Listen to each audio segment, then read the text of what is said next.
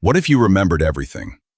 Not just the highlights, not just birthdays and vacations, but every argument, every moment you were hurt, every word you wish you hadn't said. Imagine your brain never letting go. Jill Price lives that reality. She was born in Los Angeles in 1965. Her childhood seemed ordinary at first, but around age 8, Jill started to notice something strange. While other kids forgot things, she never did. As the years passed, it became clear. Jill could remember every day of her life in vivid detail.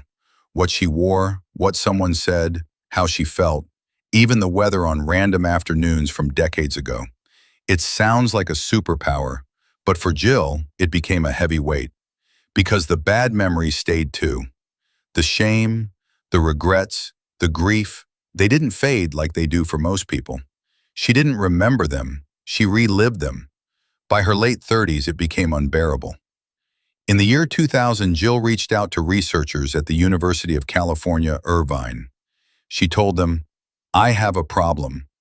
I can't forget anything." They were stunned. After months of testing, Jill became the first person in the world diagnosed with HSAM, highly superior autobiographical memory.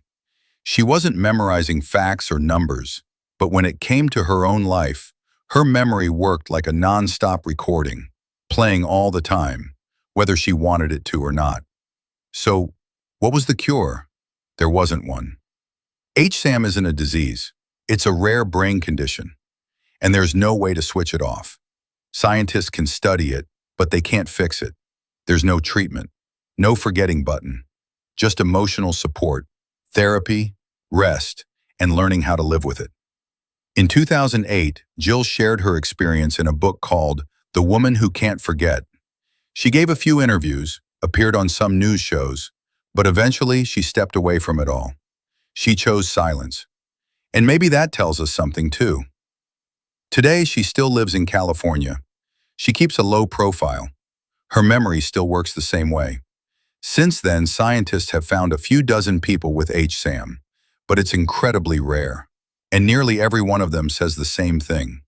It's not a gift. It's a constant battle. So what can we learn from Jill's story? That forgetting is not a weakness. It's not something broken. It's something deeply human. Your brain lets go of some memories, not to punish you, but to protect you, to make space for peace, to let you move forward.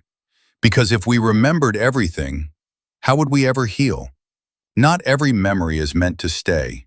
Some are meant to fade, so something better can grow in its place. And maybe true strength isn't remembering everything. It's knowing what to let go of. And maybe that's why some memories are meant to fade, so we can begin again.